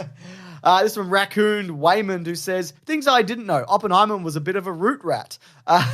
He sure was. Looking forward to hearing the Weekly Planet boys talk about Oppenheimer. And his root rattedness. Yeah. There's a moment where you find out during it, he's having multiple affairs. Yeah, but one of them is just he was having an affair with this woman. Yeah, the whose whole husband time. died. And he's just like, yeah. Again, from his perspective, he just had that affair and he didn't even think about it. Didn't think about it. Yeah. And Xavier Stewart says, Oppenheimer is long, good, Oscar good, but just too long. So yeah, fair enough. Do you think this is going to win a bunch of awards? Yes, it should. Yeah. Also, I don't care. Wow. Yeah. Wow, now let's talk about a different movie. Wow. Yeah, I know, right? Yeah. Let's talk about Barbie. On a budget of $145 million. This box office, this is very interesting. It has the biggest US opening day of the year at $70 million. Yeah. And it's going to be a $150 million US opening weekend. And that's going to be about $300 million worldwide. That's huge. It's the biggest movie of the year so far. I know obviously that will change in the next few weeks, depending how audiences, whether they carry it or not. I think the biggest movie of the year at the moment is Mario, but big brands are having a big time. This might be this might be just a huge opening weekend. Yeah. And everybody had a big party time and they all dressed in pink and they went to the cinemas and and maybe it'll drop off, but I think I think it's going to have legs. Yeah. Yeah. I read, and I don't know if this is accurate. This is up there with in terms of opening weekends. This is up there with Ms. Marvel and Black Panther. Yes. In terms of just huge openings. Yeah. So if you take superhero movies out of the equation, this is one of the biggest. I think it's really interesting that at the moment, I think we're in a transitional period between a certain type of superhero movies and Disney live action remakes. We're in the end game now.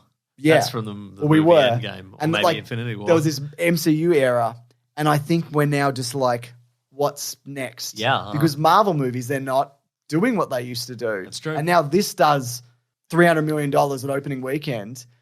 Big brands forever, I guess. Big brands. For a while. Yeah. Girls' toys, atomic bombs, just two big brands. My God. Yeah. What do you Go on. think the story was? Oh, all right, Barbie. Barbie Yep. lives in Barbie land. Yep. She's a Barbie girl. She lives in a Barbie world. Yeah. Life's fantastic, something plastic, however the song goes. Brush your hair, etc. Yeah. But then, Yeah. and she lives with all the other Barbies Yep. and Kens and so forth. And they're Now, all Barbie. They're all Barbie and They're all Ken. having their own little thing. And Alan's there also. Alan's and there they're also. everybody's having a lovely time. But then Barbie's all like, oh, my life is... I'm having an existential I'm crisis. having a little existential crisis. Things aren't working as well as they should. And she goes to visit Weird Barbie, and Weird Barbie says, well, it's probably something out in the real world. You got to go visit the real world. You can get to the real world if you want to, and they can get here also. That's exactly right. Yeah. And you got to go out and go on a little adventure. And so her and Ken get out there in the real world. Adventure ensues. That's right. Mm-hmm. And they have a good time and a bad time sometimes. Oh, wow. As well. Yeah. I really enjoyed this. I enjoyed it too. What a fun time. Yeah. And also, Yes. it's very funny. It's very funny. It's not like wall-to-wall gangs. No, well, but it's not there's a trying lot to of be, them. yeah. No, but there's a lot of them, and I think they all land. Yeah. I don't think there was a single joke where I was like, ugh. Yeah. I really all worked for me. So director Greta Gerwig, really good choice for this. Uh-huh. Again, you take somebody with a very particular idea, because this movie, like Oppenheimer, they are very different. Yes. It's about something in the sense that this is a very specific vision. I think there are so many ways that this movie could have just been dreadful. Or nothing. Yeah. Like it's Battleship, or it's, I don't know, Transformers. The Emoji Movie. Right. It could have been just and now there's this Barbie, and now there's this Barbie, and now and also you get that if you want to see different Barbies. Right, There's sure. 100 of them or whatever. Yeah, right.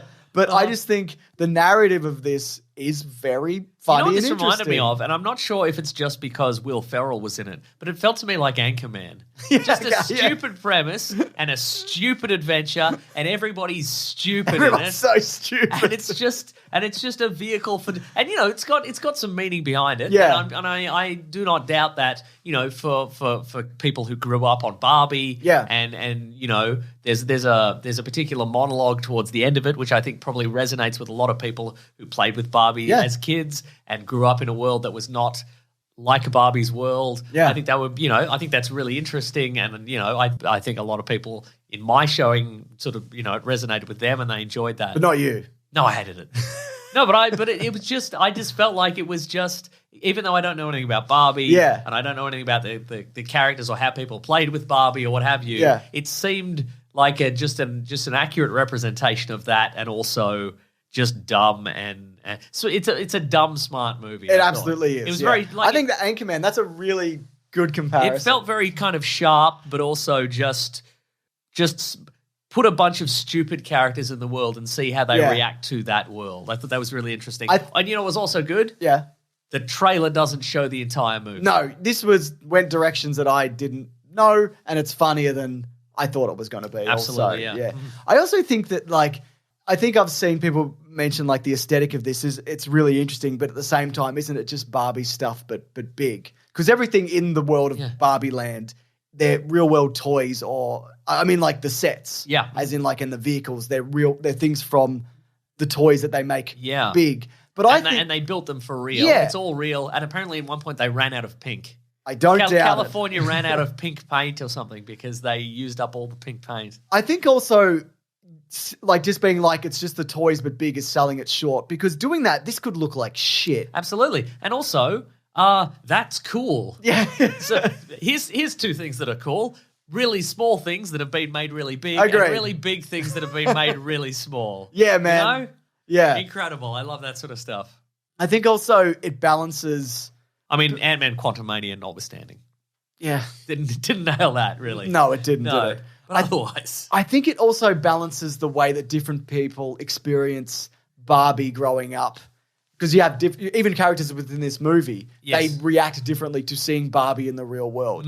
There is that element of that, this is an inspirational character and this is aspirational to me, because Barbie to me, and all the Barbies believe this, that they are actually showing women that you can be and do anything. Yes. And which is incredible. Imagine if you were a pilot or an engineer or president or whatever. But on the flip side of that, a bunch of people are just this is fucking unattainable and awful and fake. And Barbie is she is Margot Robbie. She is perfectly thin and tall and blonde. And I'm none of those things. And everything she does is effortless and wonderful. And she always has the perfect outfit. And in the real world, everything gets in the way of that. Yeah. Genetics and money and, the way the world is structured. structured. The way the world is structured, exactly, yeah. I thought that was really interesting where it does, because I know... Claire, who hasn't seen this movie yet, my wife, she's more on that kind of thing as a kid that just this isn't my kind of thing. This isn't me, and I don't like it. Her favourite toy as a child was disgusting grub dolls. Yeah, that's right. They're just like you, was the tagline. Put them in the mud. That's right. Leave them in the mud. Put them in the mud where you live.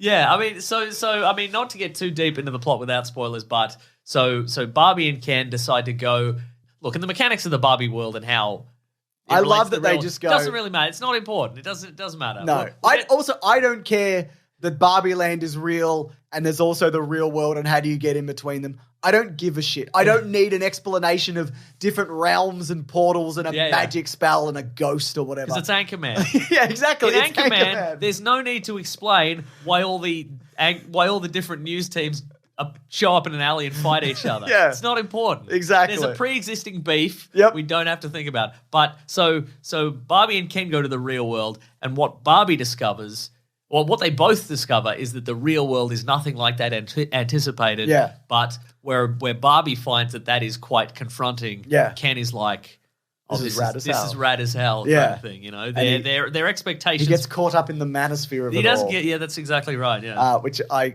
quite enjoyed. Yeah. I think, Margot Robbie's great as Barbie, and I think, she's funny, but on the back end of this, she's just falling apart. And she does that really well. She does some genuinely like really good like emotional moments in this, and just up close of her face and like crying and feeling emotion and like experiencing things for the first time and the wonder and the shock of things. Just killed it. Genuinely, really good. And Ryan Gosling is very funny in this as well. Absolutely, yeah. Maybe his funniest thing he's done. Probably. Yeah. He's just very funny. And what I like about, and this will probably be a criticism where all the Kens in this, they're all kind of portrayed as like stupid and vapid, and they're basically in the service of Barbie because that's what Ken the figure is. Yes. But I also because Ken is an afterthought, really. Yeah. Girls who had Barbie would have 10 Barbies and maybe a Ken. Yeah.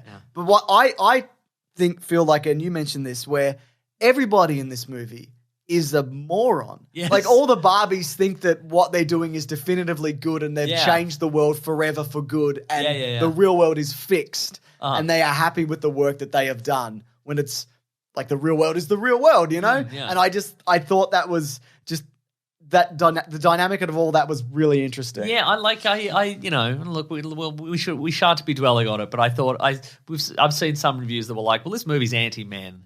And it's not even anti-Ken. No. It's just they're having a relatively stakes-free adventure, you know? And also it's not this what happens in this movie, none of it's really anybody's fault. It's also like, it's like saying John Wick 4 is anti-men because some of the men in it are bad. That is anti-men. That is very anti-men. But also like, and this can be said of all movies, it just might not be for you. Yeah, no, and I think also like this isn't for really little kids. Right. Like I have a 3-year-old daughter.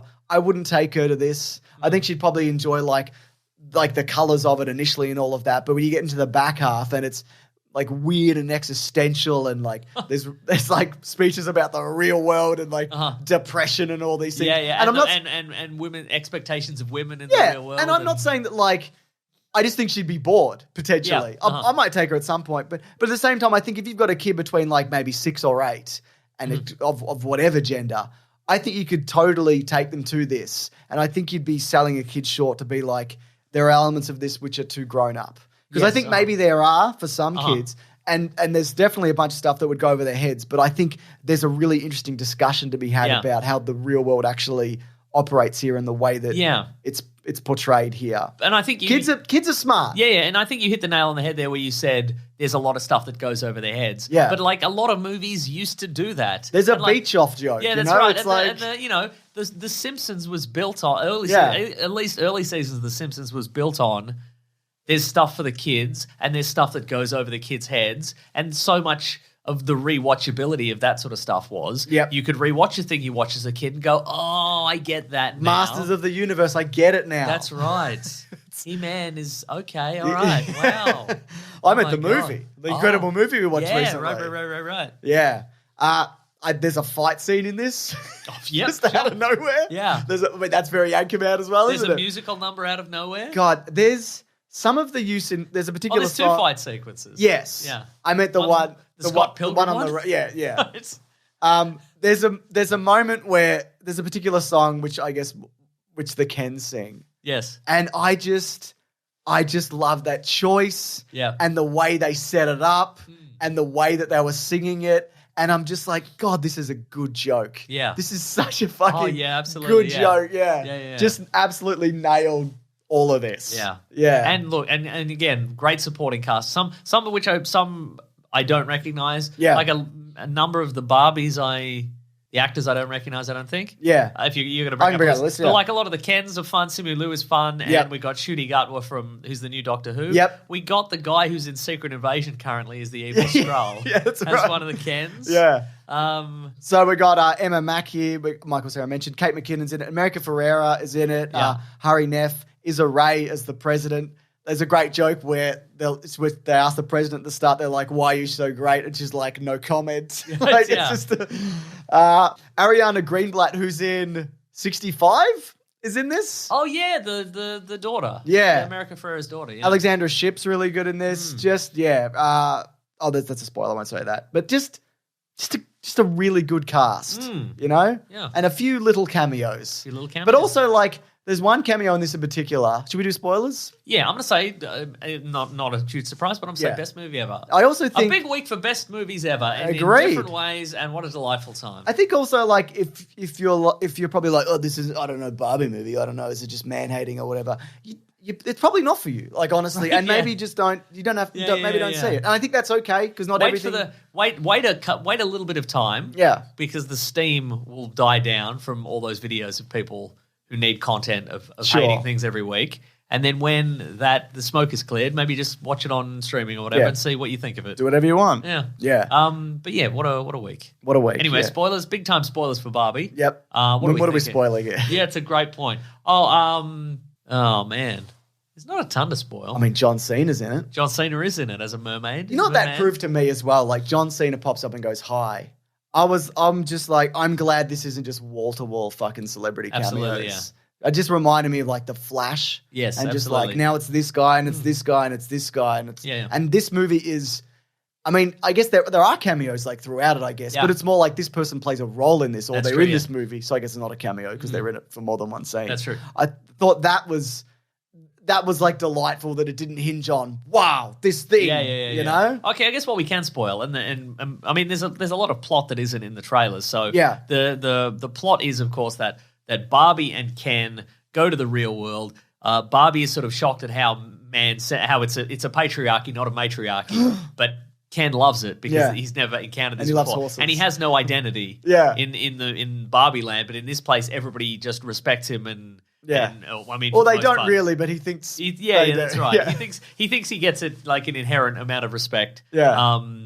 And then he decides that he is going to pop back to Barbie Land really quickly and sort of introduce a patriarchy. Yeah. And he can brainwash all the other Barbies because they haven't been exposed to the real world. So like the Martians in War of the Worlds, they're Exactly. I think, do they even use that comparison in this? Yeah, but like they are vulnerable to this sort of brainwashing. And then so it becomes kind of a Ken-centric world where they've taken over all the Barbie houses. And what song do they play all together? Push, Matchbox 20. Matchbox 20. God, that's right. it's so, there's a moment where the radio changes and Push comes on, and then there's just this really kind of... It's not awful's not the wrong word. Awful's the wrong word because it's not awful. It's a genuinely good, silly rendition of... Yeah, that's right. And I never really... Like, I know that song, but when you listen to the lyrics and in this context, it's just like the perfect, just like a grubby guy kind of like... Yeah, right. just a self-hating kind of song. Right. So wanting yeah, to be anyway, mean so to they go everyone. back to Barbie Land and all the Kens become part of this Ken... Manosphere. But they don't really understand it. No, yeah. And they don't know why they're doing it. And I like that the stakes were not... We know they're all gonna get out of it fine and everybody's gonna learn a lesson. And like the idea that what the Kens eventually learn is that they've got to get their own interests. Yes. Basically, they've got to develop their own. They don't have to be just Barbie and Ken. Yeah, it's Barbie and Ken and Ken, right? Someone gets shot in this. I think it's shot with an arrow, I think.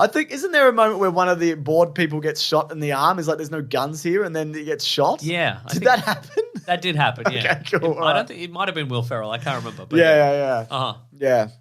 There's a great scene where Alan beats up a bunch of men. I think that's funny. Again, shades of Scott Pilgrim. And it's really funny because just before that, they try to build a wall to trap everybody in Barbie Land, but they haven't worked out. They're building a wall like straight up. Yeah, so it's like 20 feet high, but it's just one brick. Yeah, they're great. Whatever. I don't know. I think it's probably like you could say it's a bit on the nose when there's just like a speech about patriarchy and body image and what it means to be a child and aging and all of those things. But I thought that was America Ferrera's in this. Yes. And I thought it was just really well delivered and she's really great in this. And she was Ugly Betty. Yeah, so it hits all the more It hits home, you know? doesn't it? She gets it. Yeah.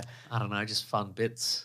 Let me think. Barbie goes to a gynecologist at the end. Oh, if we're talking great jokes, that's the perfect one to end on.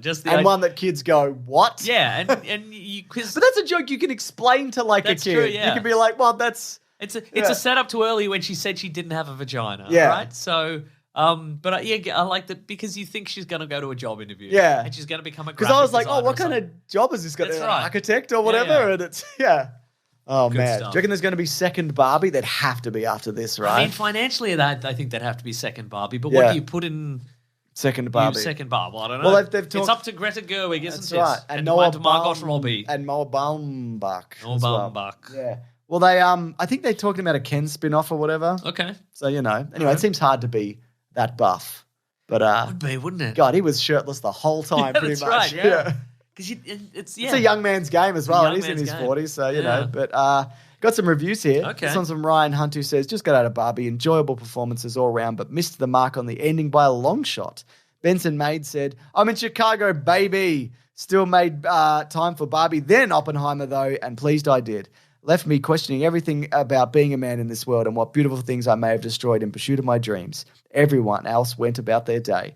And Vinton says, I think everyone should see the Barbie movie because there's something for everyone to learn about the world, people, and themselves. So there you go. I agree. Yeah. Again, I think if you liked Anchorman, Yeah. it's fun. It's funnier than Anchorman 2. I think, I don't know if I've seen Anchorman 2. Ooh, do you think I'm going to get some comments? I think Mason? you can get some comments, my friend. I think you should rewatch Anchorman 2 before you make a comment, by the way. Like, rewatch it now. Yeah, right now. Wow, good week for 2 movies. Good week for 2 movies. And this counter programming, Hollywood is gonna try and replicate this. Yes. I don't think these two together, it cannot be done. I don't think it can either. They often try to jump on a trend, after Titanic, they're like, I don't know, we talked about, like Pearl Harbor. Yeah, What's yeah. another historical epic we can do? They have to do 2 movies that are on like polar opposites in terms of like demographics, and they have to come out the same week, and people have to have the same level of hype for them. Well, James, here's a letter. Yeah. I was going to put this in letters, but I'll give it to you now. Whoa. This is from Chase. Hey, James and Meso, did you see the recent announcement that Saw X and the Paw Patrol movie are going to be coming out on the same day? Oh my God. I've seen Saw Patrol deemed the next to Barbenheimer. This feels like another classic example of Hollywood not learning the correct lesson from something. Would love your thoughts. Correct. It absolutely is, That is yes. what's happening, And I mean, look, that also seems like... So the thing about Barbenheimer Did they is... say Saw Patrol? Was that what they said? Saw Patrol, yeah. Okay. The thing about Barbenheimer is it's from what I can tell, it was largely built by social media and like the general public, and that's why it worked, I think. Yes. And it's also wild that, again, from what I understand, and maybe this isn't true, but it's a weird coincidence if it's not, it's that Warner Brothers, their relationship soured with Christopher Nolan, Yes. so they put Barbie up against Oppenheimer deliberately to see if they could sink Oppenheimer. But then it's had this weird, what's the term? Melding? Symbiosis. That's Symbiosis where it all worked together Yeah. and everybody went, not everybody, but like enough people Everybody I'm gonna went. see, isn't it, what a fun thing to see 2 different movies Yeah. same weekend. They're so different, let's make it an event. And also, kind of I thing. was like, this week, this is inconvenient to see 2 movies. Yeah, So, yeah, I don't want to be going double bills of anything. Like, It's true, I was yeah. like, this is a fucking hassle. Yeah, and also, next week is clear. Yeah. But also, I'm glad, these are 2 movies that, if one of these movies I just wouldn't have seen, we would have done a week of, if we had have true. heard one was terrible or whatever, we would have done one and not the other. That's probably true. You know? I mean, what I think may happen as well is that, people are aware that this is inconvenient. Maybe they just saw one, and then next week they're gonna. They've heard the other one is also good, and they'll hopefully the head of steam will keep going, and people will And lessons will not be learned. Oh, well, exactly. That's the thing. Hollywood will attempt to replicate this, and it will not work. It'll be Morbius 2 and Morbius 3 back to back on the same weekend. Oh my God. Yeah. What do I see first? I don't know. Morbius 3, obviously. Yeah, Morbius 3. And then don't see 2. Yeah. Morbius 2, The Legend of Tyrese's Arm. Pew, pew. It's got lasers. All right, what should we do, Mason? We should do what we're reading. Yeah? What are we going to read? Do that now. I'm doing the thing. What are we reading today?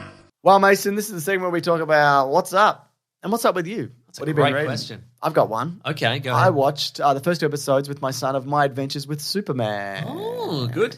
It's like Invincible, but it never turns. Oh, right, interesting. It's like the first bit of It's Invincible. cheery and charming before anybody gets their head punched off. Yeah, exactly. Interesting. Even aesthetically, I'm Yeah. like, it's got that kind. I know there are anime influences, and he's got Yeah, that right. Sailor Moon suit I've seen and all that kind of yeah, stuff. yeah. But it's like a fun thing. And my son liked it and he was like, is this a show from when you were a kid? And I'm like, no, this is new. And he goes, what?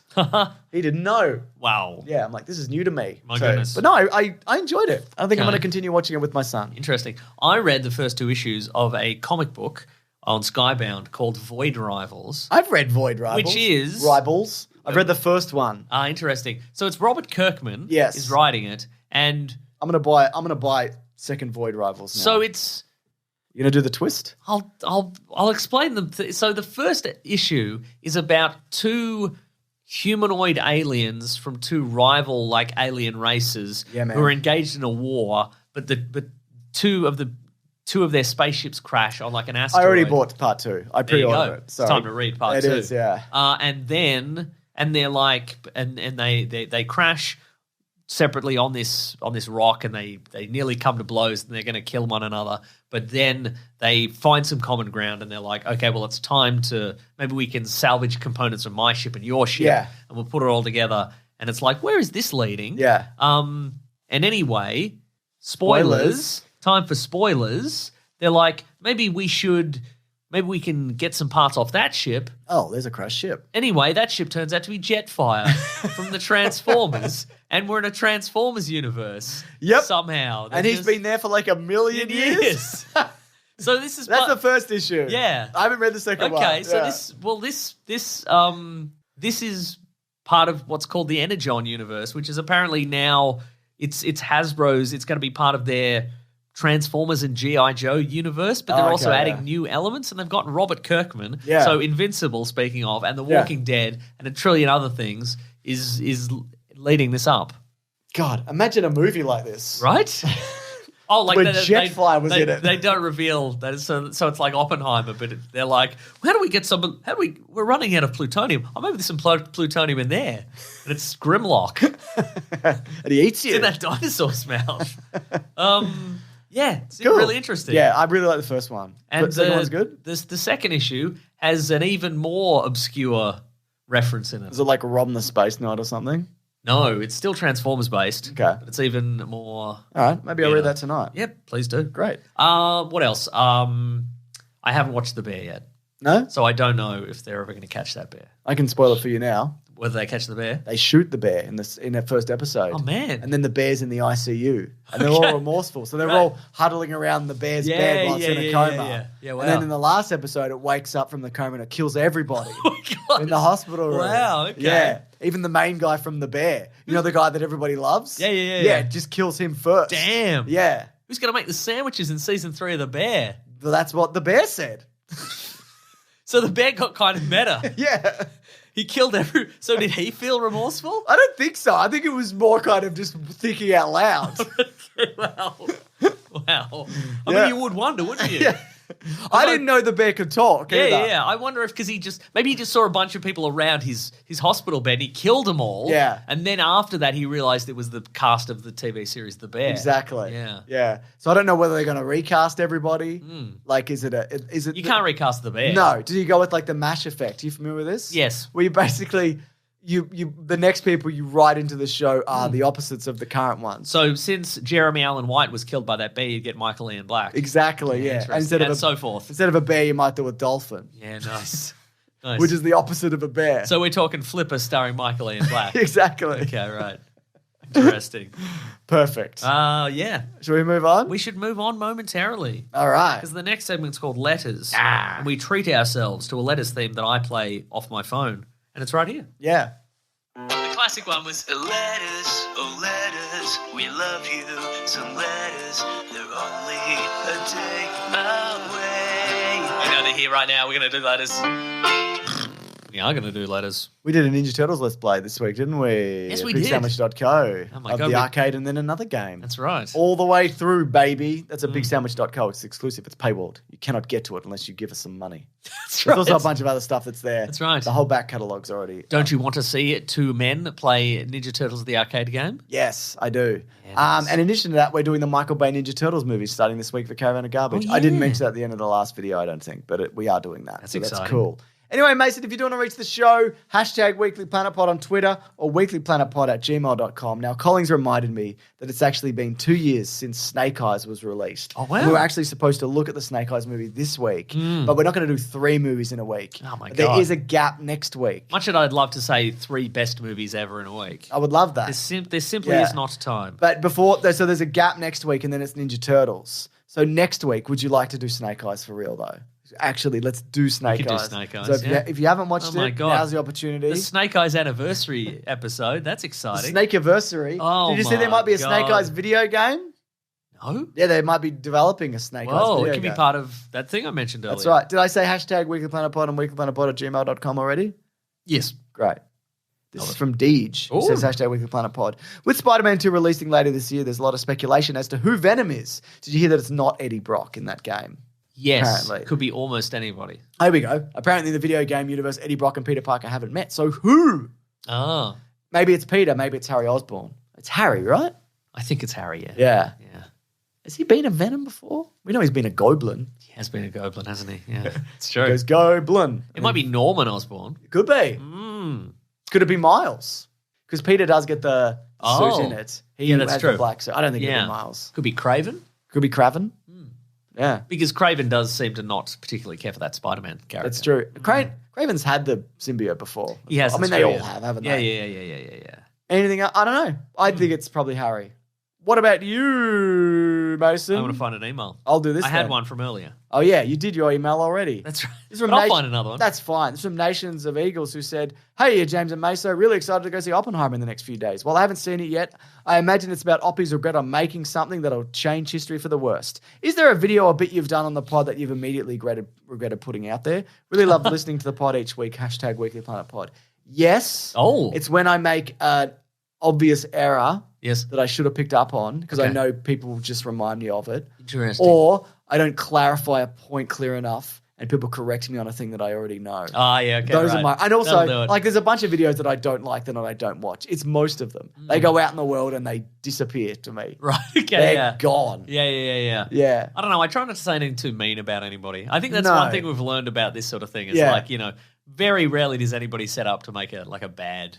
I completely Bad agree. thing, and often it's I mean, sometimes it's a tax write-off. yeah, sometimes it is, but often the movies that we don't like, there's the reason I don't like them isn't because it's a particular vision. It's because somebody like fucked it along the way. Yeah, true. Yeah, You know? Yeah. Or the number of people, number of factors. But there's no there's very few like directors where I'm like, I hate all the movies you do and I don't think Yeah. there's anybody actually No. that I'm like, and I hate you. Yeah, Also, I don't want to, I'm glad also we don't beef with anybody. that's true. There's a lot of like, I was just thinking YouTubers- about that. and I like don't have yesterday. the energy for Yeah, that. yeah, exactly. And don't yeah. get me wrong, there's a lot of YouTubers where I'm like, this guy fucking sucks. Right. For a lot Yeah. of personal reasons, which I won't get into. Yeah. But why?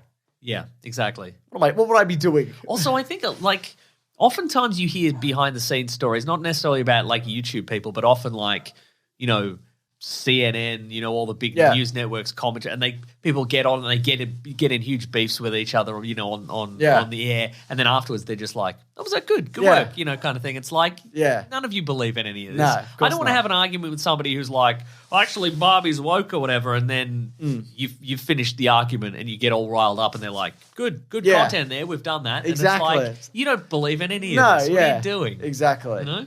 But I'll debate anybody. Yeah, that's true. I mean, I've had the opportunity to go on some shows, Yes. let's say, Uh-huh. and one of them turned out very recently to be, well, we already knew I won't name who, we already knew he was a huge piece of shit, but it turns out he's even a bigger piece of shit than we initially thought.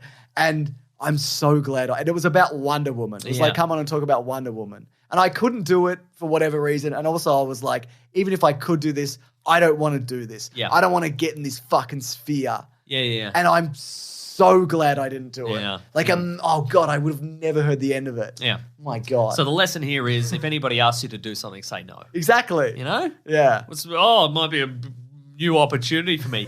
Forget it. Just forget it. Oh no, work with people who are nice. Yeah. Like me and Sal from Comic Pop are going to record a thing on Jaws coming up, and I'll talk to nice people about things. That's right. Any day of the week, unless I'm busy and I won't. That's right. Yeah. Anyway, what do you got, Mason? Did Here's you an find email one? from Laura. Laura? Laura emailed in and said, "Was Secret Invasion this dull in the comics?" Maybe. Hey guys, love the show, long-time listener. Genuine question, but was Secret Invasion this dull in the comics? The Skrull Resistance is literally just a group of mercenaries. I was anticipating this secret ominous threat where you can't figure out who is who, but instead they just walk around as the same person the whole time. They also seem to have done the most... I don't know if there was not really any spoilers in this. I don't think. They also seem to have done the most minor government infiltration. Like with millions of Skrulls, surely they would have had the entire government branches replaced. Like from episode 5, why do they need to convince the president to bomb Russia? I thought their game plan would be to just replace him.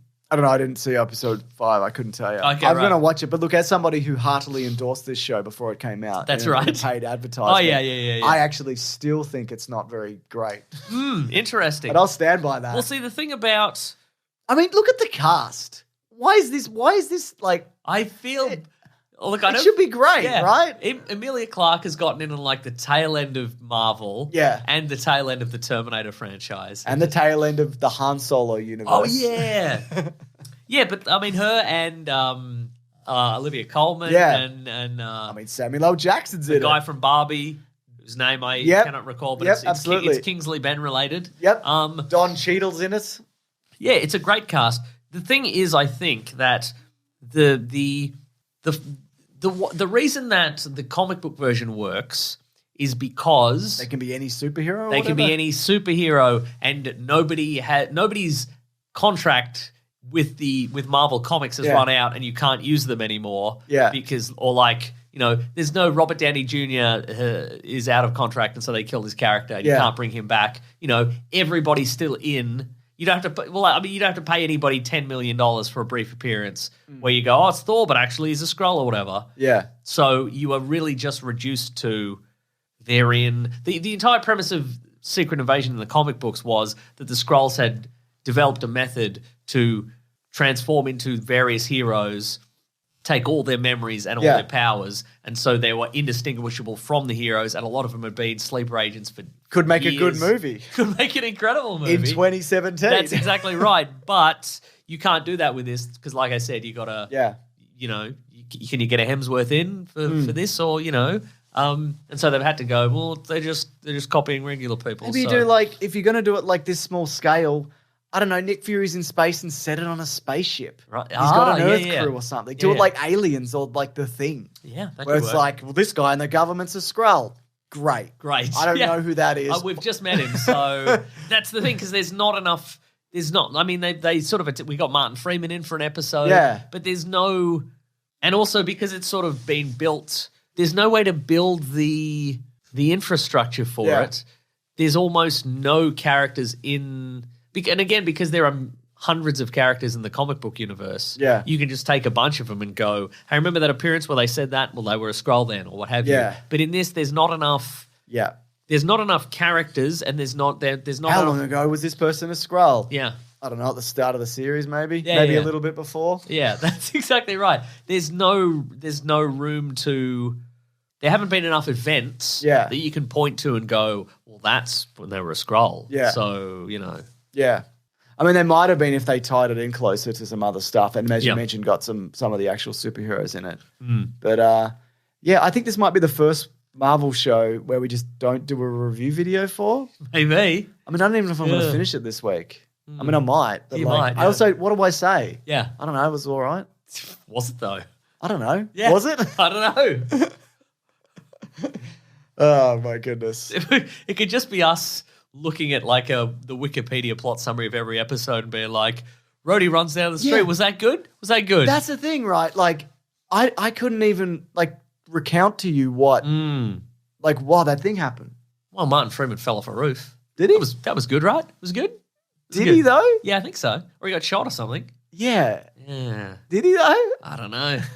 I don't know, man. Anyway, congratulations to Samuel L. Jackson. I mean, he's put the work in, hasn't he? I mean, good performances. Yeah. Anyway, anything else, or should we wrap it up there? Let me find one more email. You're going to love it. I want to push you away. Mason, I want to go to bed because I want to start going to the gym again. Well, then let's cut that and let's say that I said it's the end. Okay. Okay. But we'll leave this in. Yeah, great. I love that. Go on. And you can go to your precious gym. I will. Folks, that is the whole show. Thank you so much for listening. Working on my squat. Sorry? Working on my squat. I'm building up to a PR. I thought you were going to say I'm building towards one squat. I'm working my Well, squad. yeah, you do. That's a PR. You do like how many, like what's one rep max, you know? What in that? But the one rep is so powerful. Yeah. Wow. Gym, Mason. It's gym life. I don't like that at all. You're wearing a t-shirt that says hashtag gym I life. am wearing that. That's true. And you're dabbing. But that's in memory of my friend Jim, spelled G-Y-M. But he's alive? Yeah. But he's embarrassing, so he doesn't leave the house. But it's in memory of him. Can I meet him? No, you cannot. So go on. Oh, sorry. Folks, thank you for listening. Get late. It is You very can tell. late. You can immediately tell the switch is flipped. Folks, thank you so much for listening. Thank you for telling your friends about the show, because that is how we get new listeners. Thank you for leaving a 5-star review Yo. on your podcast catcher of choice. James, you got any 5-star reviews? Because if you do, we'll read them out. Less than 5 stars, we won't read them out. That's exactly right. You're dead on. This is from Too Many Files, who just did this in app. Any app. It says like cereal. Not any app. Yes, any app you're listening to, Mason. I'll do it on my clock app on my phone. Oh my No, God, you I gotta can listen. do it. No, you oh my gotta- God, I can do You it weren't though. listening. Okay. You're too caught up in gym life. Don't worry about him. Mason, any app that you listen to this on. Oh, yeah. Says, saw John Farnham perform You're the Voice live on Top of the Pops in grade 7 as a poor expat living in Belgium and thought it was the mantra for my life. James and Meso's weekly investigation of the haunting and grisly origins of this harrowing song makes the twice weekly pod a must listen. 10 stars. Hope he sees justice. One link in a chain reaction. Follow that Yep. up. It's from KJ Kiv, who says, 5 stars also. I think you messed up. The title says that for the recently posted Caravan of Garbage, V for Vendetta, but the audio is about the killing joke. Still great. Might want to fix that. We did fix that. Thank you. Did we? Yeah. Good on We're us. all over that. It's good That's to terrific. know. Folks, Yeah. if you want to get into contact with us, you can go to weeklyplanetpod@gmail.com, at Facebook or Twitter at Bandcamp. You can go to the Planet Broadcasting Great Mates Facebook group. You can go to the Weekly Planet Podcast subreddit and Discord if you want to have fun. Yo. Civil discussions about podcasts and pop culture. And why wouldn't Yo. you? Let's see if you want to follow some people on Yo. social media. First, follow our friend Rob Collings. He's at Rob Collings on Twitter. He's at The Weekly Planet on Twitter. He edits this podcast. He does the socials. He does all the stuff. How's he do it? He's the best. I How's don't he know. do it? He's got skills. I agree. That's exactly right. You can follow me at Wikipedia Brown on Twitter and Nick Mace on Instagram. James is Mr. Sunday Movies everywhere. If you want to support the show, you go to patreon.com/Mr. Sunday Movies. Plop. Chuck in a buck or an amount you would not miss. Not patreon.plop. Although now you've said it, we have to buy it. Good. We have to petition that company in Germany, that organization that hands out like domains or whatever. Oh, yeah, I and love get them those. to commission .plop. It's going to be a nightmare. But anyway, go to patreon.plop. That's where we are. Or you can go to bigsandwich.co. Sign up for $9 per month. Bonus podcast, movie commentaries, video game let's plays, early videos, bonus podcasts, all sorts of stuff. It's crazy. It certainly over is. there. You can go to tpublic.com, search for The Weekly Planet. You can find a T-shirt. Thank you to the Brute and the Basilisk and Rackham for all the musical themes. Thank you to Maisie and Fidel and Surabi for doing a mod in the Facebook group. It's a wonderful and doing place. and doing the TikToks and doing videos and doing all sorts of stuff. They're doing the hard yards. They're the unsung heroes. They're like all those people who work for Oppenheimer. Oh, yeah. That's how I like to think of them. I completely agree. We're the Oppenheimers. Oppenheimer. No, we're not Oppenheimer. He made that bomb. Oh, yeah. I don't want to be like that. All right. Yeah. We're the good guys in that movie. Yeah. You know? Those guys. Let's not dwell on it. The communists? Yes. That's Are exactly they the right. good guys? No, I don't know if they are. I don't know what's going on. I don't think anybody was good in that era. I think everybody in that era was bad, just like in this era. All right. Next week, Snake Eyes, obviously. Snake Eyes, the movie. We thank you so much for listening. That's right. Grab that, Jamie, guys. We'll see you next week. Bye. Bye.